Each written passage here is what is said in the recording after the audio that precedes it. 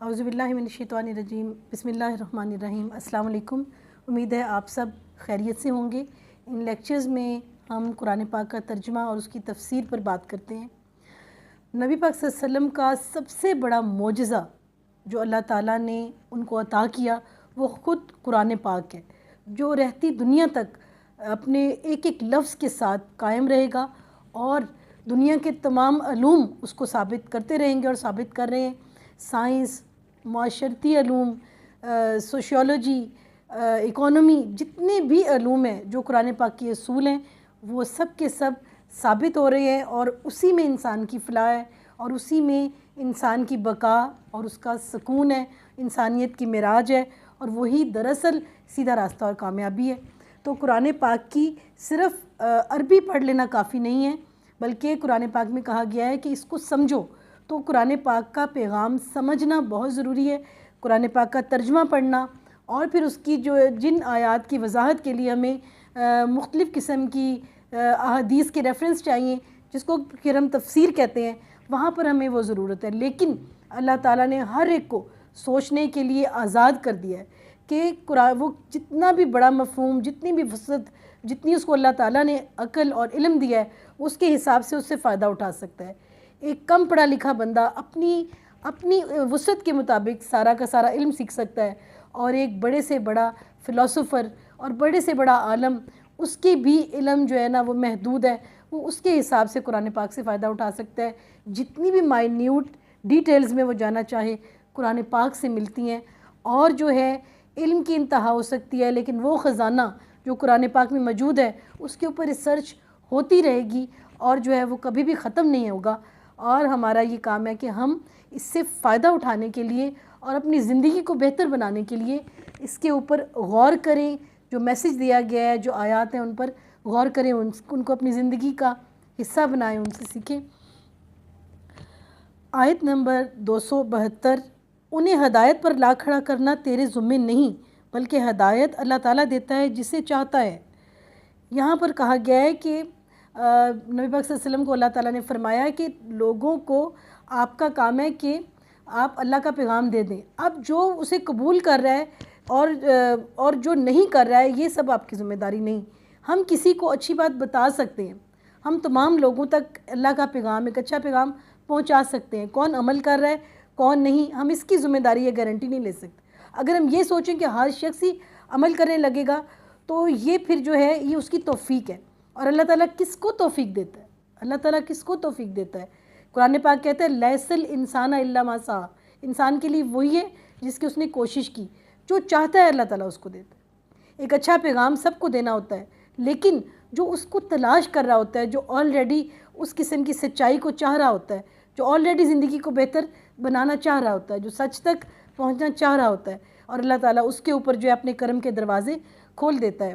تو یہ کچھ ایسے لوگوں کے حوالے سے یہ آیت نازل ہوئی جو یہ کوشش کرتے تھے کہ ان کے غیر مسلم جو رشتہ دار ہیں وہ ہر صورت اسلام قبول کر لیں، اور پھر ان کے ساتھ جو ہے وہ صلہ رحمی سے بھی گریز کرتے تھے۔ اس کے لیے پھر اللہ تعالیٰ نے فرمایا کہ اگر غیر مسلم رشتہ دار ہیں ان کے ساتھ بھی صلہ رحمی کرنا اجر و ثواب کا باعث ہے، ان پر بھی مال خرچ کرنا چاہیے، کیونکہ اللہ تعالیٰ جانتا ہے یہ رشتہ دار اگر آپ کے اسلام پہ نہیں ہیں تو بھی صلہ رحمی جو ہے وہ باعث اجر ہے، اور تم جو بھلی چیز اللہ کی راہ میں دو گے اس کا فائدہ خود پاؤ گے۔ یعنی یہ ایک اصول ہے کہ جب بھی آپ لوگوں کے اوپر خرچ کریں گے، ان کو دیں گے، ان کے کام کریں گے، تو اس کا ریوارڈ رب کائنات اللہ تعالیٰ آپ سے گارنٹی کر رہا ہے، وعدہ کر رہا ہے کہ اس کا اجر ملے گا۔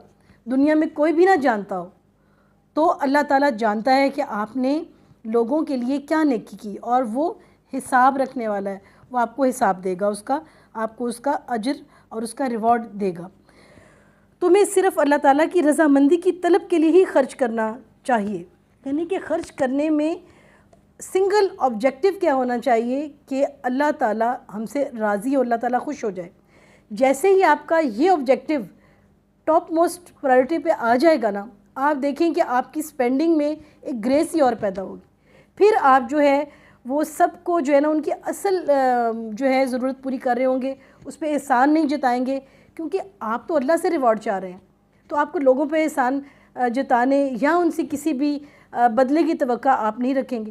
جیسے ہی آپ یہ طرز عمل اپنائیں گے تو آپ کو انتہائی باعزت جو ہے نا رویہ آپ کے اندر آ جائے گا، جو آپ کو عزت بھی دے گا، لوگوں کی محبت بھی دے گا اور سکون بھی دے گا.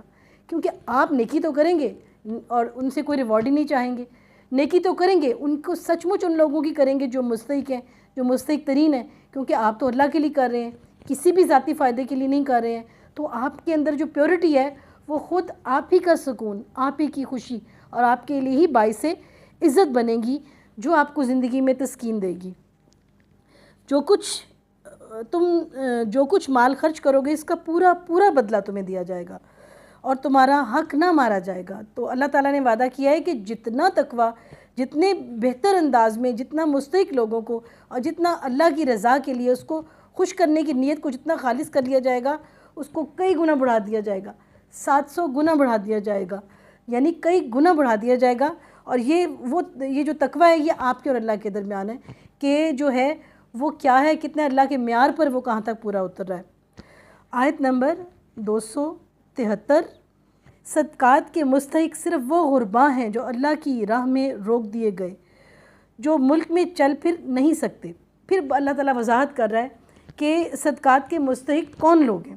صدقات کے مستحق یہاں پہ جو ہے جو اللہ کی راہ میں روک دی گئی، یہ آیت جو ہے نازل ہوئی، اس کا شان نزول یہ ہے کہ یہ اصحاب صفہ کے بارے میں نازل ہوئی. تو اصحاب صفہ یہ تقریباً 155 لوگ تھے. کچھ روایات میں ان کے ساتھ منسلک لوگ 300-400 بھی بتائے جاتے ہیں، مزید بھی، لیکن اصحاب صفہ کی تعداد 155 تھی. اور یہ وہ لوگ تھے جو مسجد نبوی میں نبی پاک صلی اللہ علیہ وسلم کے پاس سارا دن علم حاصل کرتے تھے اور پھر اس کو لوگوں میں پھیلاتے تھے. اس میں حضرت ابو ہریرہ بھی شامل ہیں. تو ان سے بہت ساری احادیث اسی لیے مروی ہیں کہ یہ لوگ جو ہے علم سیکھتے تھے، کیونکہ مشن ہی یہ تھا کہ علم کو پھیلانا ہے، قرآن پاک کے میسیج کو پھیلانا ہے. تو ان کی ڈیوٹی ایسی انہوں نے اپنے لیے منتخب کر لی تھی کہ ان کے پاس اپنی روزی کمانے کا وقت ہی نہیں تھا. یعنی کام ہی ان کا ایسا تھا کہ پورا وقت جو ہے وہ اس کے اوپر جو ہے نا اپنے آپ کو انہوں نے ڈیووٹ کر لیا تھا. تو قرآن پاک یہاں پر جو ہے نا کہہ رہا ہے کہ اگر ایک ایسی کلاس آپ کے سامنے ہے کہ جنہوں نے پورا ٹائم اپنے آپ کو اللہ کی راہ میں ڈیووٹ کر دیا ہے، تو آپ کی جو صدقات ہیں، آپ کی چیریٹی ہے، آپ کی وہاں جانی چاہیے. تو صدقات یہ مستحق صرف وہ غرباء ہیں جو اللہ کی راہ میں روک دیے گئے، جو ملک میں چل پھر نہیں سکتے، یعنی ان کے پاس وقت ہی نہیں ہے اللہ کی راہ میں کاموں کی وجہ سے اپنی روزی کمانے کا. نادان لوگ ان کی بے سوالی کی وجہ سے انہیں مالدار خیال کرتے ہیں، چونکہ یہ وہ لوگ ہیں جو بڑی عزت والے ہوتے ہیں اور یہ لوگوں سے سوال نہیں کرتے، مانگتے نہیں ہیں. اور جو نادان لوگ ہیں وہ سمجھتے ہیں کہ ان کو تو ضرورت ہی نہیں، کیونکہ ویسے تو وہ بے انتہا عزت والے مقام پہ ہوتے ہیں، کوئی علم کو آگے پھیلا رہے ہوتے ہیں، ایک پوری کی پوری وہ کام کر رہے ہوتے ہیں. لیکن جو ہے ان کو مالدار لوگ جو ہے نا، وہ نادان لوگ جو ہیں سمجھتے ہیں کہ وہ مالدار ان کو سمجھتے ہیں. آپ ان کے چہرے دیکھ کر قیافہ سے انہیں پہچان لیں گے، حالانکہ وہ اتنے غربت زدہ ہوتے ہیں کہ آپ کو اگر تھوڑی سی بھی سمجھ ہو تو آپ ان کے چہروں سے پہچان لیں گے.